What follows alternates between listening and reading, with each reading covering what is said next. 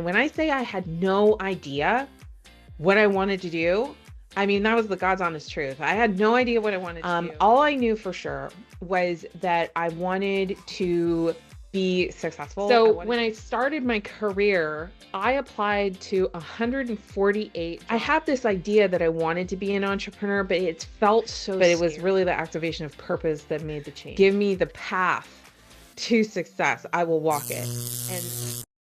Welcome to the Soul Path Podcast, a space for inner growth, awareness, and practical tools to help you walk your own path with more clarity and purpose. Thank you, Amanda, so much for joining us. Today we've got Amanda Kaufman, coach, entrepreneur, founder of the Coach Plaza, and seven-figure business owner. And she has helped thousands of coaches to transform their business and their lives. And she also has worked with Bing Ricciozzi and Tony Robbins, two of the best coaches of the world. And in this episode, we will explore her journey, how she overcame huge challenges, and the strategy she uses to grow both personally and professionally. Thank you, Amanda. And I wanted to start asking you the first question. If we rewind your life before all of this existed, your business, the impact, the success, what was really going on inside you, and what had to change for this to become possible? Love that question. Yeah, and thank you for having me. So in the beginning of my career, it was really more about building security. So I grew up in a really remote part of Canada, and I knew from a very young age that I wanted to live in a city.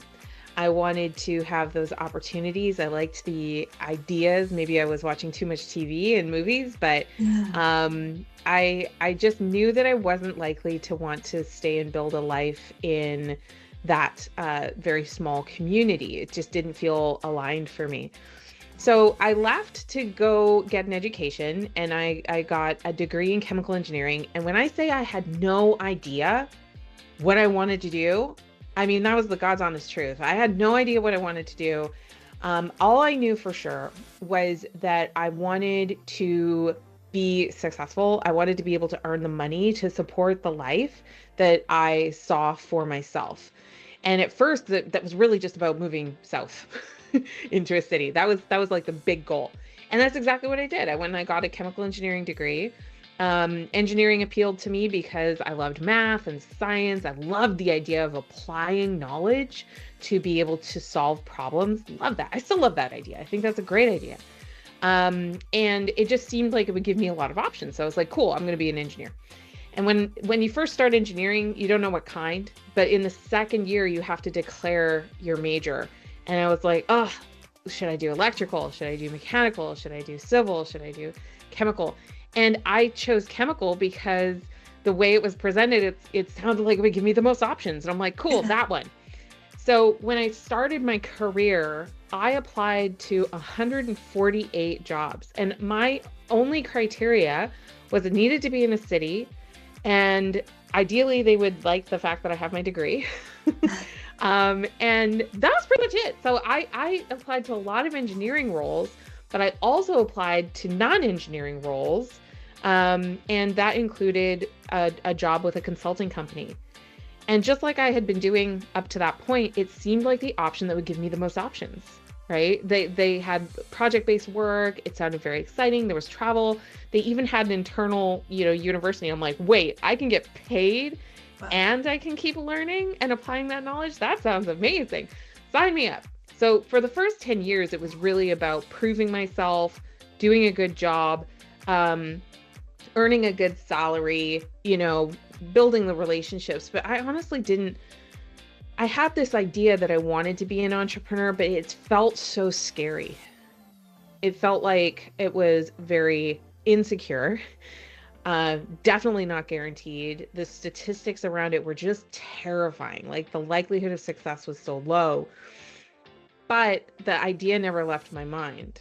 And as I developed in my consulting career, the direction I developed was towards people And it was towards having impactful conversations with people. I like to joke that I started out as a water cooler coach because people would ask me questions near the water cooler or on break or over lunch.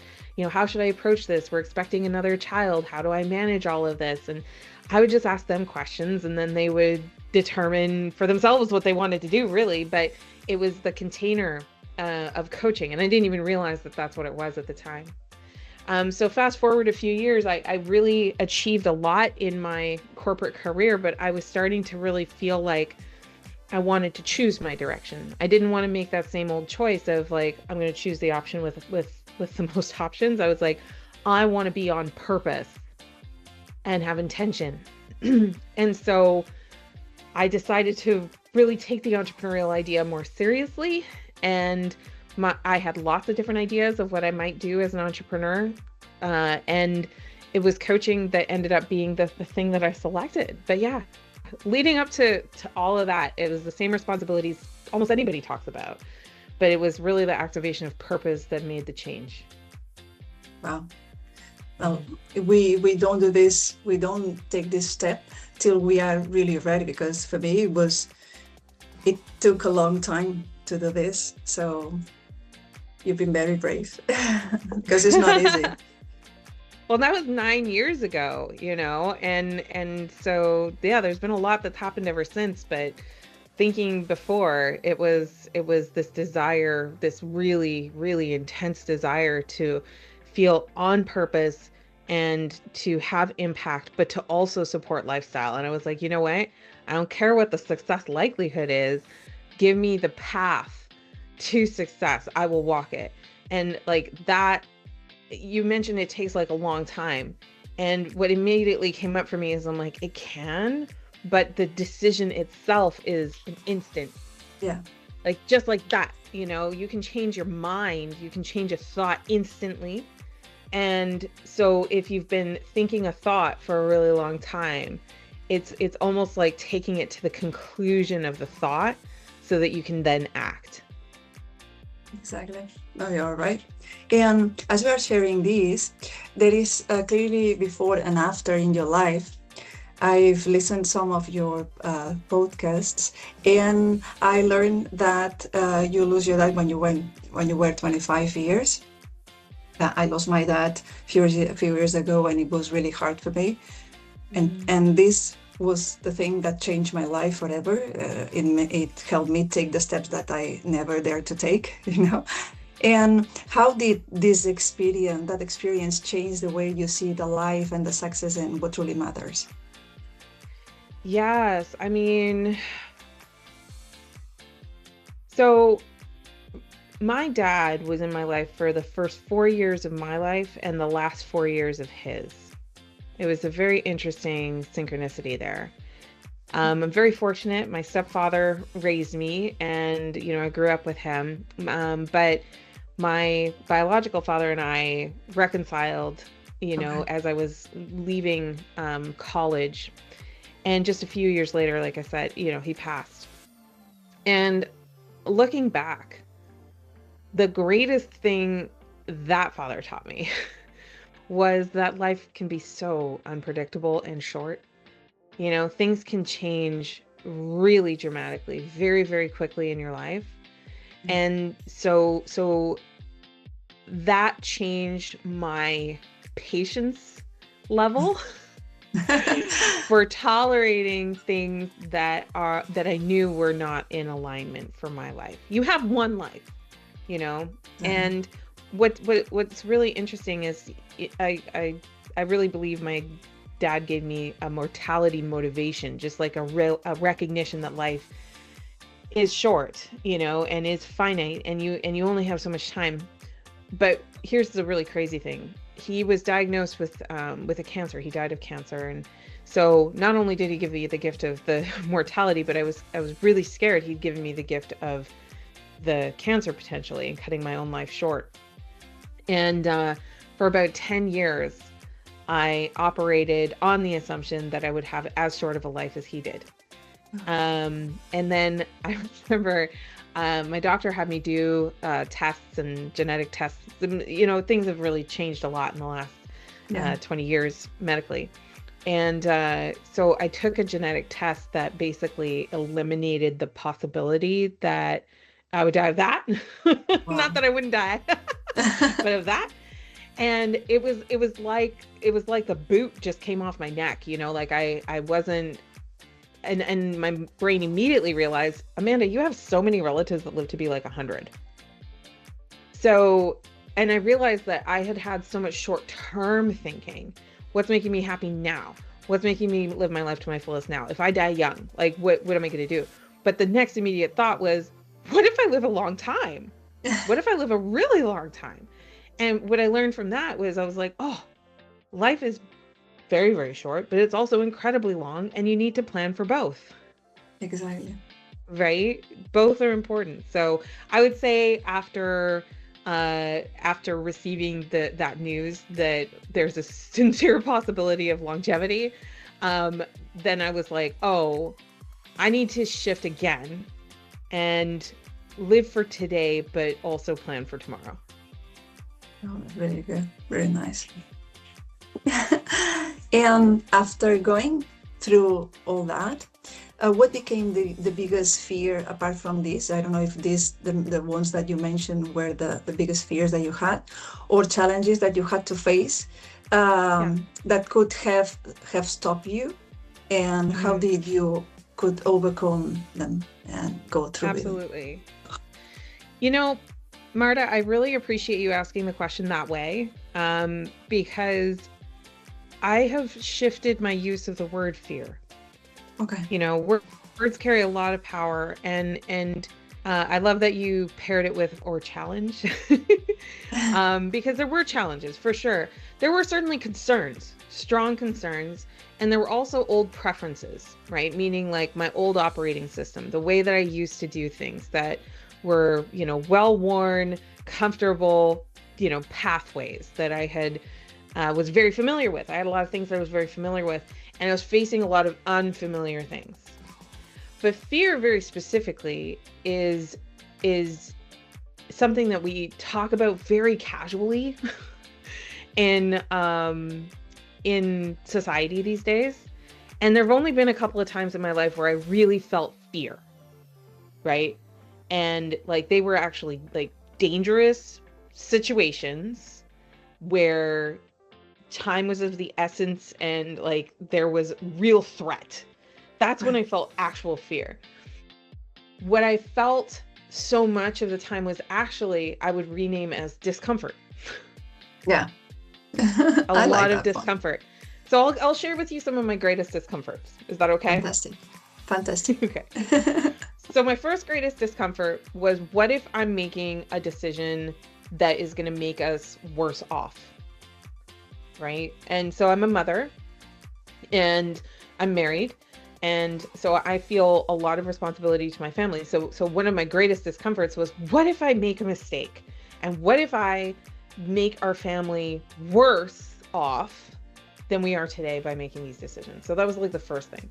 The second thing, big discomfort, huge discomfort. This one's a big, big one for a lot of people, is I was moving from an employee situation where you get an exact amount of money, down to the penny, down to the minute, predictable income, right? And so I was really uncomfortable with the idea that I would need to create a system that brings more than that, more money than I was getting ideally. And I really was uncomfortable with the idea that I could get a lot of money and then no money, so that irregularity of flow of money was really an uncomfortable thing to address and to look at. What was another discomfort? Oh, another really big discomfort is, what if you don't like me, right? And you being anybody. Yeah, exactly. I know what you mean. Right? So I felt like I had earned so much reputation in my old career. And for me, forming friends felt really hard. Like I was very awkward. There was a lot that was uncomfortable about the change. And I would say those were kind of the really big ones, was just the social change, the change in the economics, the finances. And then I think just being worried that the value would not be understood. And especially because I was no longer attached to a bigger entity that had a huge established brand. Yeah. I understand some of your fears because I had some similar fears as well. Because I have, in the middle of doing this decision, taking this decision, and I've been thinking about that, all of this, about my family, how can change our lives, and it's complicated. It's not that easy. It's when you have a job that you know how much are you going to earn every month, so it's not easy to live and go of the zone that is very comfortable. Well, and I think that was the thing that made me challenge those discomforts, right? Is how comfortable am I now? In my old career, I was miserable. I was always scared of getting fired, for no reason, right? and it wasn't not with no reason. Excuse me. I should make that very clear. I was a strong performer, but I also had done a lot in my career around organization design, and I saw how quickly companies can make decisions that would result in departments going away, companies being acquired. Like change is inevitable. The first quote I ever memorized as a small child was, "The only constant is change." And I remember just feeling like this fear or extreme discomfort, that I would not, that there would be a disruption out of my control in my career, right? And I had good reason for thinking so. I was the only person in my region that had my particular skill set. So it was like I was just this person of one. and like I said, I'd just seen so much disruption that affected organizations over the course of my career. But what I realized is that discomfort was coming from the fact that I didn't have an easy or fast line of sight to another job. I didn't have a network outside of my existing network, and I didn't have confidence in building relationships with other jobs, right? And so when I realized all of that, I was like, okay, do I keep the discomfort of sitting where I am, not pursuing knowledge I know I need to pursue, which was how to connect with people and how to network, right? How to build a really strong network, that I always have opportunities, right? Is it more uncomfortable to build that knowledge and develop that? Or is it more uncomfortable to stay in the status quo? And so for things to stay the same, the status quo, it was easy decision after that. I was like, I can learn things. I've learned how to do like differential calculus. I can learn how to talk to people, right? So, and that's why I like calling it a discomfort instead of a fear. And I still struggle with the language on that as well. But I think when we name it a fear, it stays scary. And we go, okay, well, that's a thing I'm afraid of, so I'm not going to engage it. When you say, this is uncomfortable, you can name like, what is that feeling or emotion that you're experiencing? And you can say, well, the goal is not always to be comfortable, so that's okay if I'm uncomfortable. Yeah. What do I want to do even if it's uncomfortable? And when you ask that question, it's so powerful, isn't it? Yeah, a lot. Yeah, I love it. I was listening to you and was thinking, wow, she's really right. Yeah, I love it. The way that you say it. Yeah. Amazing. Thank you for My pleasure. And when your life felt heavy, and what daily habits or inner disciplines help you stay grounded and keep moving forward? Can you tell us a couple of things? Yeah, I mean, I'm a certified high performance coach. So the big advantage that gave me was it did give me some really excellent tools for handling the heaviness or the uncertainty. But more than that, I would say even more than that particular certification, I have a thirst for learning. I love it. I love listening to podcasts. I love reading. I love taking courses. I love getting coached.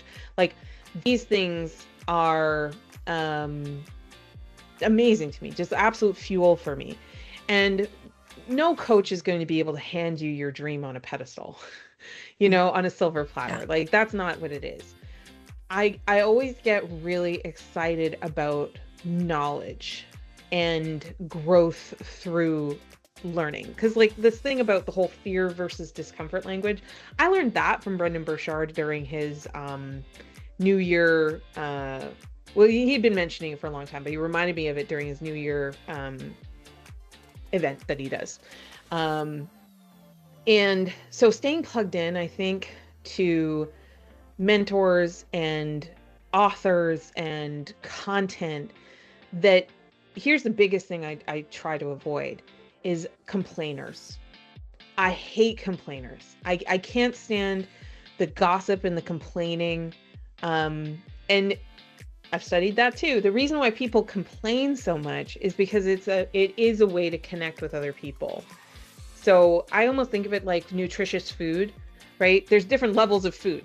You've got your acais and blueberries and kale and all that kind of thing that have high nutritive value. Mm-hmm. And then you've got like the caramels and candies that have really low nutritive value, but they have very quick access to the sugars, right? Yeah. So we feel a craving for the low nutritional value food because it gives us that quick fix, but long term, it's not good for you, right? Right.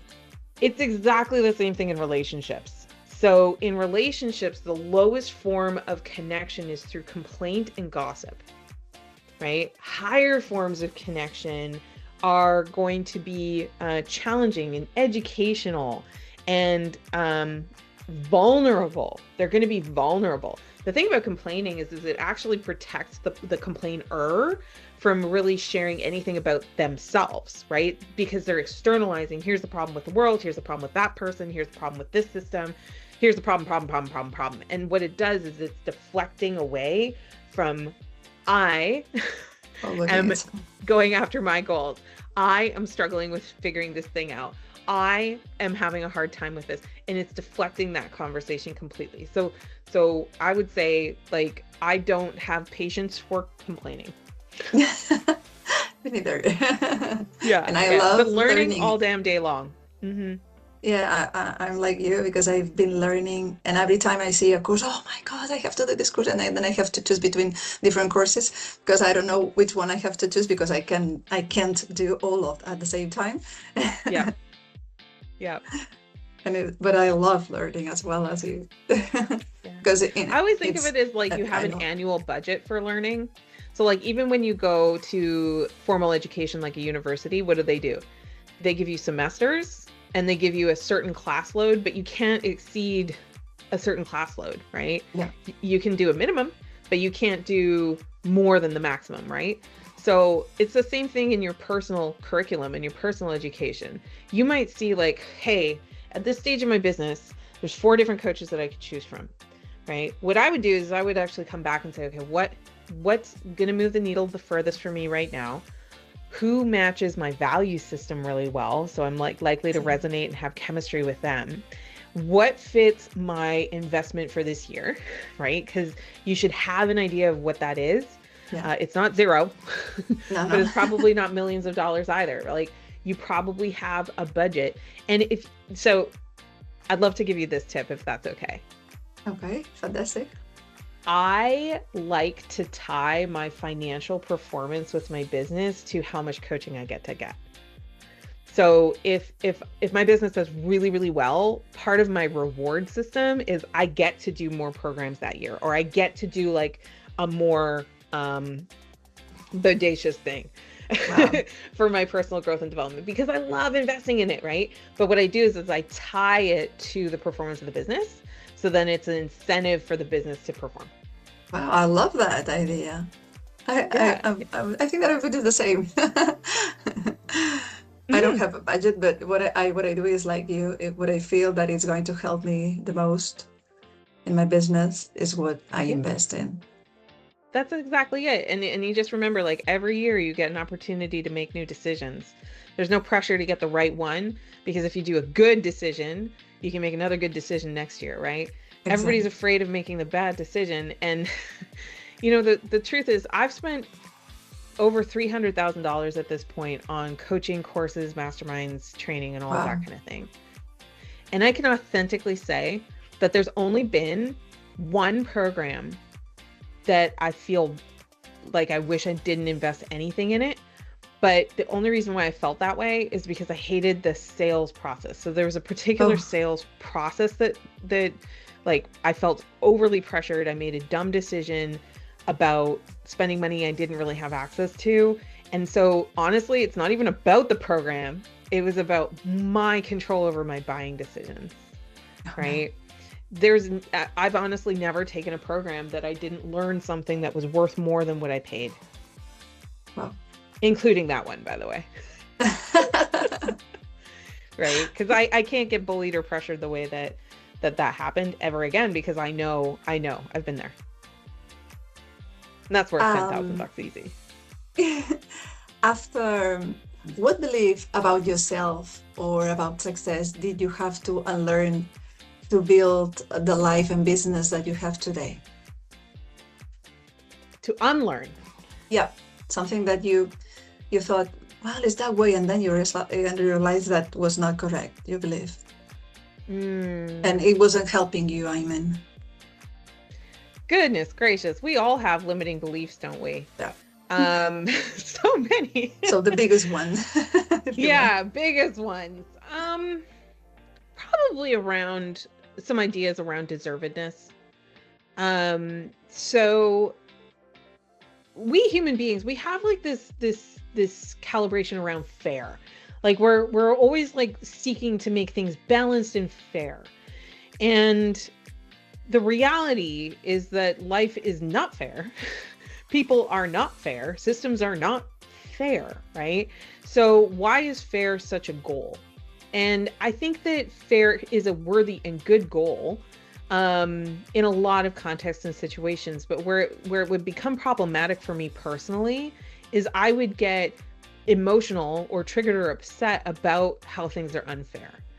And there were a lot of narratives around that. And I'm not here to say that those narratives are incorrect.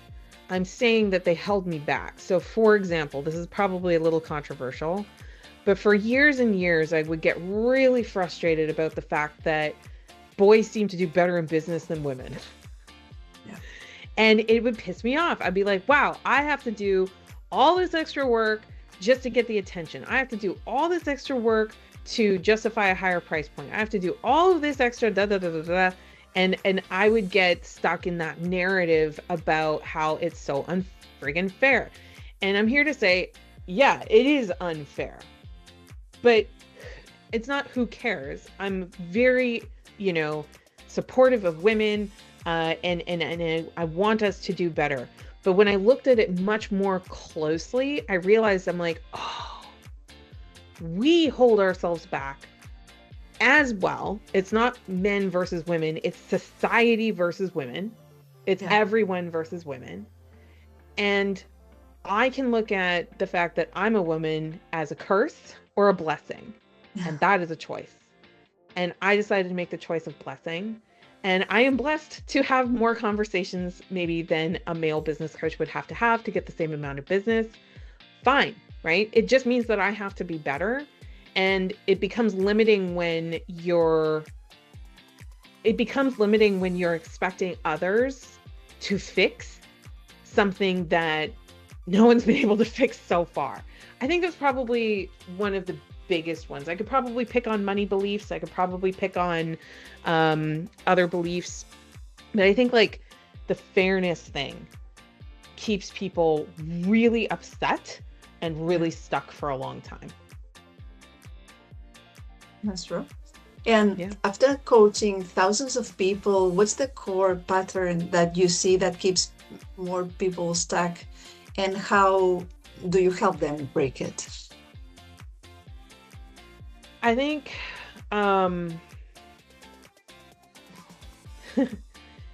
the most core thing that I hear, and it gets presented and projected in lots of different ways, because people have different personalities and presentations and experience, right? But if I was to just like peel that onion all the way back to the core layer, it's a concern around our enoughness.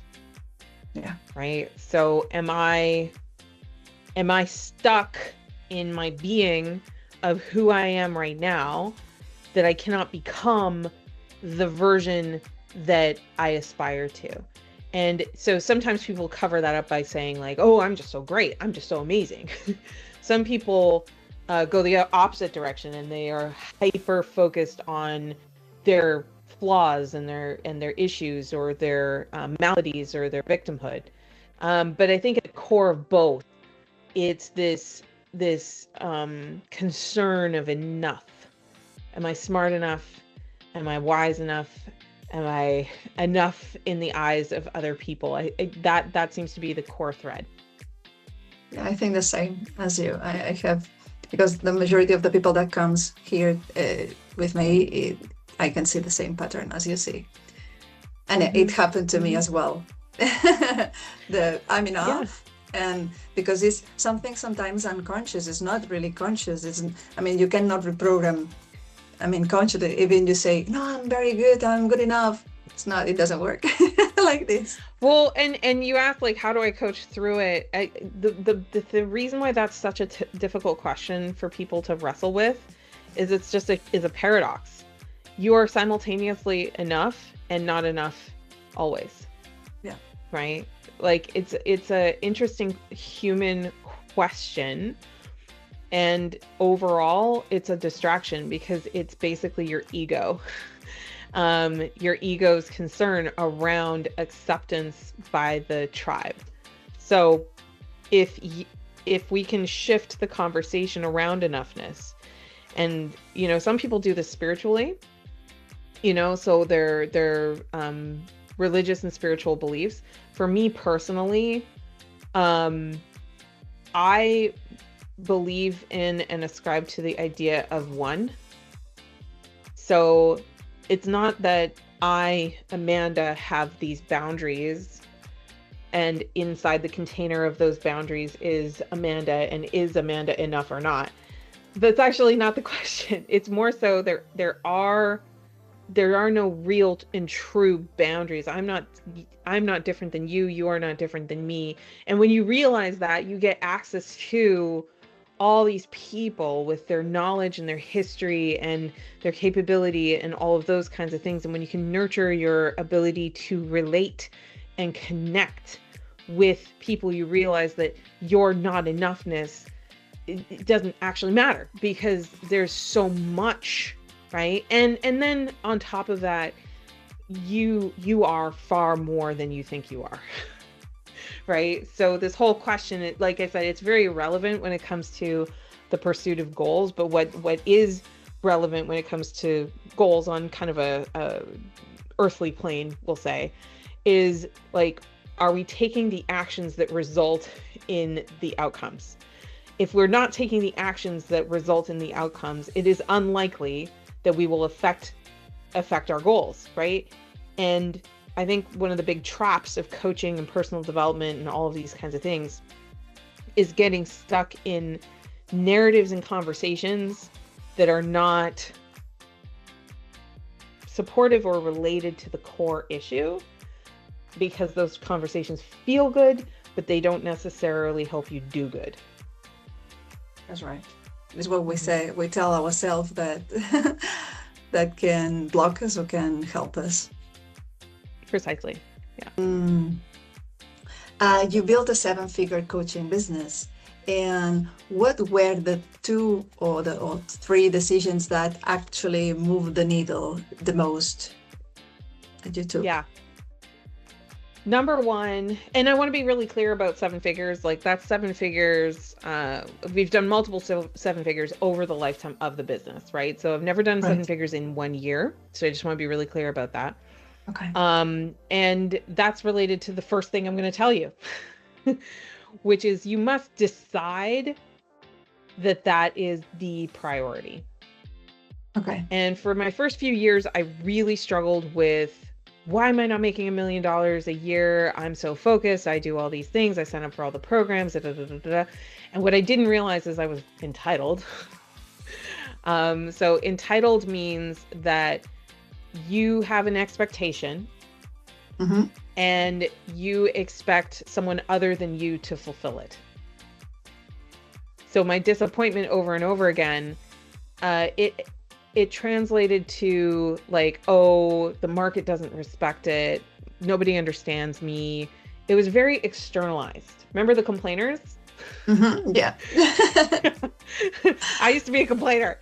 And so it was a lot of complaints about how the world wasn't bending to my will. And like, that's so the opposite of what needs to happen. So for you to achieve anything that is significant and wildly different than your current circumstances, you must first truly, authentically decide that that is going to be the priority, whether you win or lose, right? And so like, that's a whole attitude. That's a whole different thing. And if I hadn't made that decision, I wouldn't do multi six figures a year, right? Like, and most, like, just making more than 6 figures a year puts me in the top 15% of female entrepreneurs. I'm somewhere probably between the top 3 and 8% of female entrepreneurs on the basis of revenue generated, which is nuts. Because I'm not making 7 figures. Like, for you to make 7 figures puts you in the top like 1 or 2%, right? So when you make the decision to be in the top 8 or the top 2 or the top 1 or the top 1 in 1,000, guess what? You're deciding to do what 999 other people won't do. Yeah. And when I look back on those years where I didn't do 7 figures, I was like, what else was I doing? I'm like, well, I was raising a family. And I hate blaming my family, so I hate saying that, you know, out loud, but it was really clear to me where my priorities really were. And if you're ever wondering, like, where are my priorities? Have I made this decision? I will tell you where you can find your priorities. And they are in 2 places: your calendar and your bank account. So look at where you did spend your money. Look and don't just look at like where I bought programs or, you know, I mean, all of it. Every dollar that came toward you, where did you direct it? Because that's your priorities. I promise you that's your priorities, right? And it's the same thing with your calendar. So many people are giving their attention and their time and their energy to apps for free because they believe they have to cope with their life. They have not decided to create something. They have not decided to show up in a different way. And because they have not made that decision, they have all this free time that's going to entertainment. Yeah. And so yeah, first thing, you got to decide, and really decide, not just like declare it or tell all your friends. I mean, decide, cut away other opportunities, cut away other priorities, cut away the other things. And you know, what's really interesting is I've met a lot of 7-figure entrepreneurs. They still have families. They still go to the gym. And arguably, some of the most successful people, they are like the fittest, the healthiest as well. And it's because they've decided to, right? So that's like the super first thing. I think the second thing is decide not to be a dummy. So, you know, a lot of people are like, ba, ba, ba, ba, I decided, fantastic, full marks, you did the first thing. But then they proceed to do something they've never done before with no guidance, no research, no mentorship, nothing. And then they're like, I should, on the basis of how awesome I am, be able to simply walk into this extraordinary accomplishment and just like win. And that's like somebody showing up to a marathon, never having run before. Yeah, I know what you mean. It's nuts, right? But people do it with business all the time. And like, I did it too, because I was like, oh, well, I work for this big fancy company. I learned so many cool things in that big fancy company. But what I needed to do was humble myself to say, you know what? I don't know how to sell to individuals. You know what? I avoided networking. I didn't get good at it. I avoided it. Right. And so I had to get humble to realize like, oh, there's skills that I need to invest in getting good at. Right. time, money, and energy. And then I'd say the third big thing is probably it's going to be a combination. Okay. The third big thing is most businesses go out because of cash flow. What is cash flow? It's a function of how much money comes in and on what timing, and how much money goes out and on what timing. That bends people's brains. They're just like, I'm just going to try and make lots of money. And that's what I did too. Stupid. Looking back.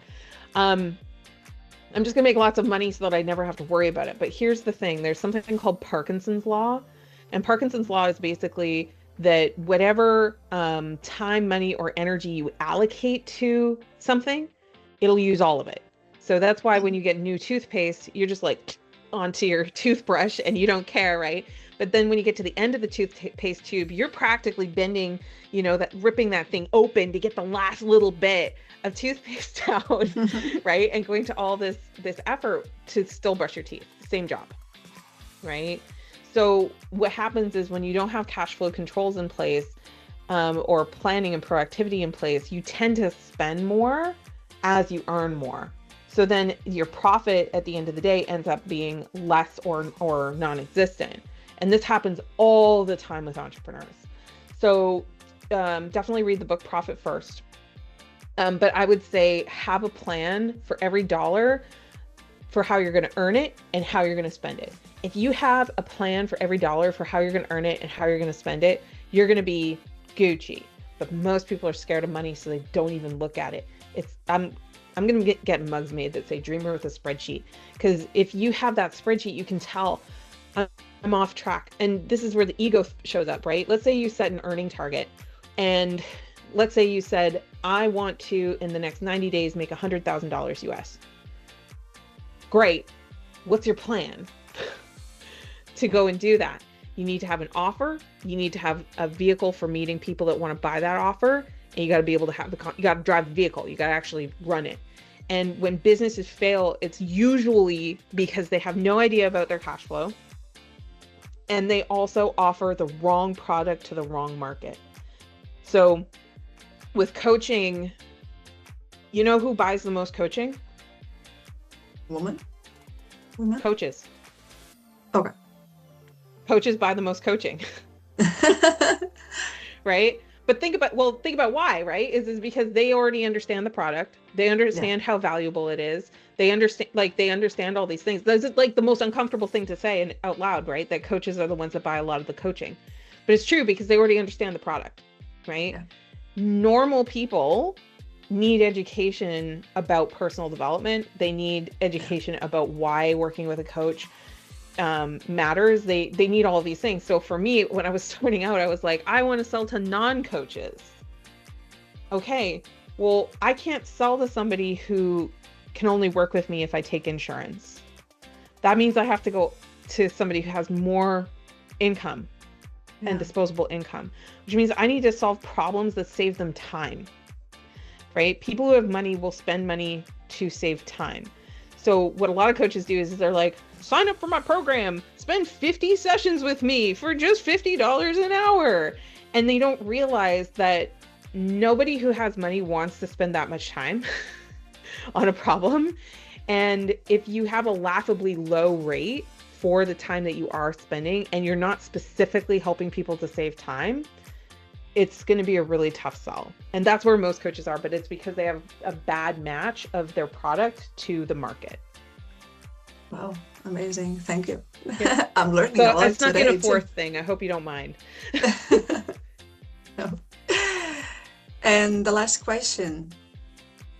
For those who feel called to become coaches and build purpose-driven businesses, what's the advice that you wish you have received at the beginning? I wish that someone explicitly said to me, Amanda, building a business always costs money. And it's a long game, and it shouldn't take a long time to make your first dollar. That's not what makes it a long game. What makes it a long game is finding the rhythms, the systems, the tools, and the balance to make it a reliable source of cash flow, right? That's project after project doing it. I think a lot of people hear that it takes a long time, so then they dilly-dally and they go do other stuff, and they're in distraction, and they excuse themselves from taking action. And without action, there cannot be the reaction, right? You've got to take action to create reactions. So I think the final thing I wish people had said is that don't compare your business success to what you see on the internet. Instead, build a spreadsheet that shows your living expenses. Get your living expenses as low as you can. And if your business doesn't support your living expenses, get supplemental income. And so a lot of people hear that and they're like, oh my God, I hate my job. I don't want to do my job. And it's like, look, what that thing you hate about your job. So in my case, I hated networking, right? I hated networking. So the thing that I hated about my job was the thing I needed to get good at as an entrepreneur. And by the way, 10 times better, which is so ironic to me. So, I think a lot of people, they hate their job, and I'm like, then change your job, right? Shift teams, shift how you show up to the job, because whatever problem you're facing at work, you will face in entrepreneurship, only you won't have the accountability that you have when you're in a corporate job. And that's why for a lot of entrepreneurs, we really benefit from having a coach, having mastermind containers and things like that, because it gives us an externalized accountability that you actually already have at work. You're just maybe not grateful for it because you don't realize that you need it, right? So yeah, everybody wants to avoid work. Everybody wants to avoid pain. Everybody wants to avoid uncertainty. That does not make you special. That is not purpose. When it's purpose driven, it means that you see a change in the world that you want to affect. And kind of looping back to what we were talking about, I want more women to be successful in business, period. I want them to be more successful in their careers, period. So I tend to make time for helping women, and I tend to make time for other projects that are in that vein. And I work with men too, but I work with men who are respectful of women. Right? That's very nice. and so you've got to have reasons that are beyond the paycheck, like well beyond the paycheck, well beyond what you're going to do with the money. You need to have reasons that are bigger than that because of the unpredictability of the outcomes that you're going to be achieving. But yeah, I would never go back. I love the freedom, and I love the flexibility, and I love the ability to shift and to change quickly. So I like that as an entrepreneur, and I don't think I could ever go back to a 9-to-5. I definitely couldn't work the way that I used to work. I've thought about this. I'm like, maybe I could work on somebody else's team, but I have such higher standards now for all of that I'm like, I don't know. We'll see. It would have to be a really magical, purpose-aligned company. Yeah. So, Amanda, this has been a really such a powerful conversation with you. Thank you for your honesty, your depth, and your sharing about your success and about your journey behind it. Thank you so much. I'm really grateful for you for your interview. Thank you so much. Thank you so much. Thank you.